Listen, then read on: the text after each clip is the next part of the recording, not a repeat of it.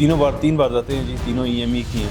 पहली मार्च में थी, 5 का ग्रोह है, दोनों पुलिस कांस्टेबल नहीं है, एक डिसमिस्ड है, एक हाजिर सर्विस था। एक साथ लोकल इन्फॉर्मेशन के लिए उस मोहल्ले का एक माली था, जिससे इन्फॉर्मेशन लेते थे कौन सा घर कब खाली है, रात के वक्त अंधेरे के वक्त अंदर जाना और सामान जो है वो उठाना और उससे लोगों को महरूम करना।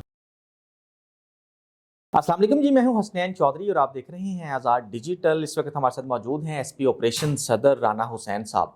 अभी जो है वो एक गैंग ट्रेस किया गया है, जिसको गिरफ्तार करने के बाद उनसे 4 करोड़ से जायद है वो नकदी और दीगर जो कीमती सामान है वो बरामद किया गया है। और इनमें जो है वो 2 पुलिस एहलकार हैं, वो भी इस गैंग में पकड़े गए हैं, जो कि मुख्तलिफ घरों में नकबजनी की वारदातें करने में मुलविस पाए गए हैं। तो इस हवाले से हम बात करते हैं।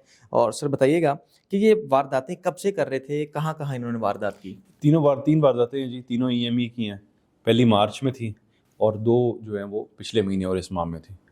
और 5 का ग्रोह है, दोनों पुलिस कांस्टेबल नहीं है, एक डिसमिस्ड है, एक हाजिर सर्विस था।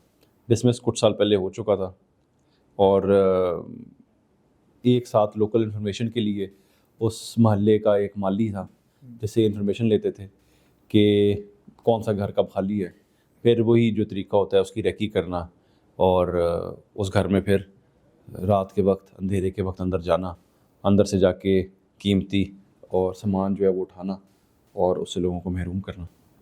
अच्छा सर, जो डिसमिस था वो किस वजह से डिसमिस हुआ था, और दूसरा जो हाजिर सर्वर था वो कहाँ पे तैनात था? जो हाजिर सर्विस था वो एआरएफ में था तैनात, एंटी राइट फोर्स में तैनात था। वो उस तरह ऑपरेशंस में नहीं था। जो डिसमिस था वो आज से कुछ साल पहले डिसमिस हुआ था। उसकी एग्जैक्ट रीज़न मेरा ख्याल है उसकी वो उसमें होगी फाइल में, मैंने नहीं देखी नहीं। अलबत्ता he was dismissed from service. वो हीनियस क्राइम ही होगा। अच्छा सर, दूसरा ये बताइएगा कि इसको किस तरह से ट्रैक किया गया, और जो 5 अफराद इस गैंग में शामिल हैं वो कौन कौन से हैं? 2 तो साथ उनके जो है जो चोरी के अंदर इन्वॉल्व होते थे वो है। 2 वो हो गए, एक डिसमिस कांस्टेबल, एक हाजिर सर्विस कांस्टेबल और एक उनका लोकल माली जो इन्फॉर्मेशन देता था। आप अभी ये जो माली है, अभी जब हमने इनको पकड़ा है तो ये अगली वारदात की तैयारी इनकी हो चुकी थी।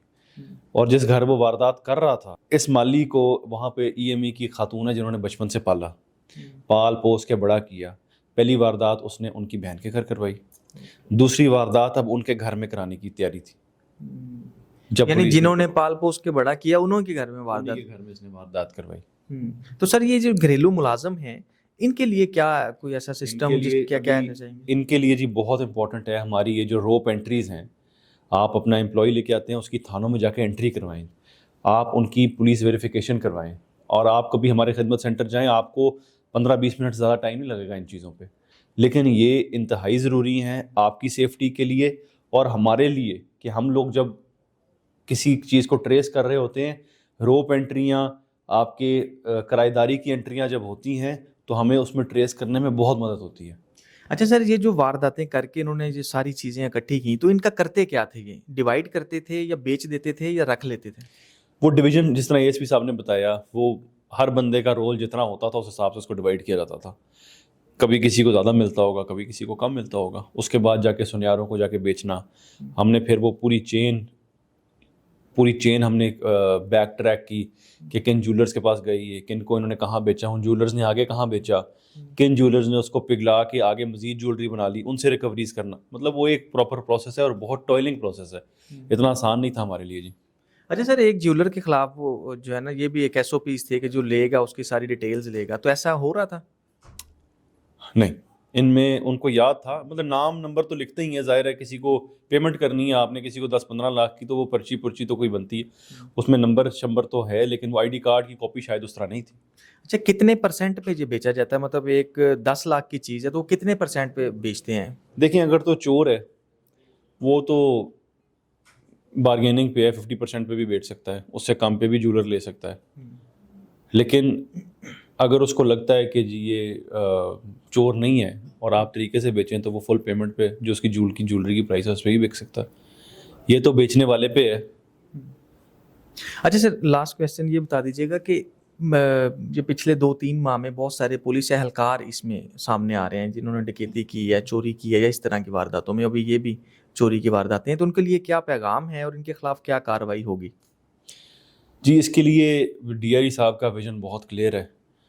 DIG साहब जो है वो he is a very hard task master, और वो इस तरह की चीज़ों के अंदर ज़ीरो टॉलरेंस है।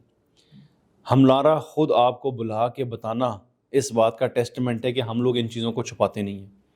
अगर हमारे में भी कोई इस तरह का बंदा है, हम उठा के उसको अवाम के सामने रखते हैं कि ये हमारे अंदर था, हमने निकाल के बाहर फेंक दिया और इसके साथ अब ये होगा, तो वर्स्ट पॉसिबल जो उसके साथ हो सकता है वो इंशाल्लाह ताला होगा जी, इन्वेस्टिगेशन में और उसके बाद। जी बहुत शुक्रिया जी, आपने बात सुनी। ये जो गिरफ्तार अहलकार हैं इनसे फ़िलहाल जो है वो तफ्तीश जारी है।